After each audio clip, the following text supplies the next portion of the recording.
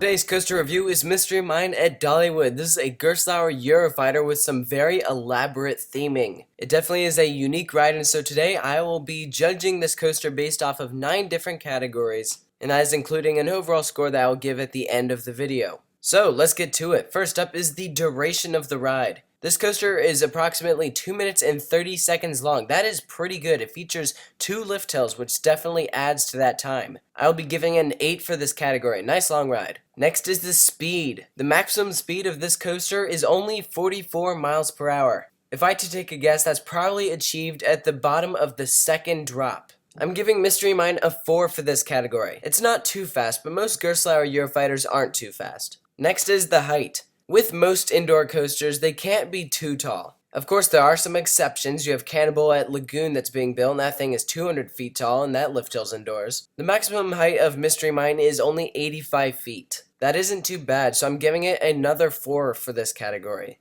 Next is the smoothness. You want to be able to have smooth track with no headbanging. The over-the-shoulder restraints on this ride are not the most comfortable. And so unfortunately that does lead to some headbanging. I'm not a fan of the restraints on Mystery Mine. Not only does your head get bashed around, but it can be hard on parts of your body, which really takes away from the re-rideability.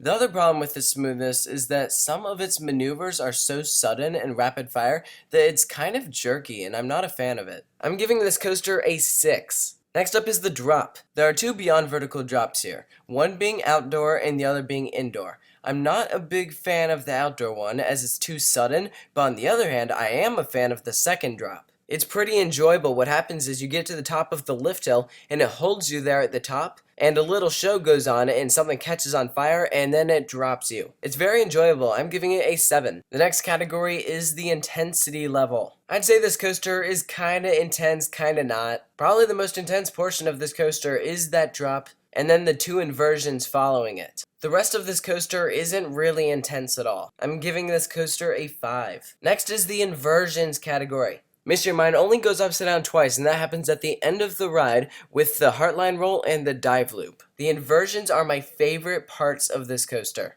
Both of the inversions are very fun, and they're also unique. I'm giving this coaster a 9 for the inversions. It only has 2. Most Eurofighters have more than 2 inversions. However, this coaster doesn't necessarily need more. The 2 that it has work just fine. Next up is the theming. The coaster's theming is great. There's some theming in the queue line and during the coaster ride experience, and that's what is ideal. You want a coaster to not only have theming in the queue, but also during the ride, and Mystery Mine achieves that. I'm giving it an 8. So now it's time for the overall score. This is not a combined total of all the previous scores. This is strictly how good the ride is. Mystery Mine is earning a 6. Here's the thing with this coaster. You either fall into 2 categories with this ride. You are either someone that loves it or just someone that thinks it's okay. In my opinion, this is probably one of the weaker coasters at Dollywood. I prefer Fire Chaser Express over Mystery Mine. I know a lot of people though that really enjoy Mystery Mine and consider it one of their top 10 coasters. It's all about preference. In my opinion, one of the main reasons why I don't enjoy it as much goes back to the smoothness category. This coaster I found to be a headbanger.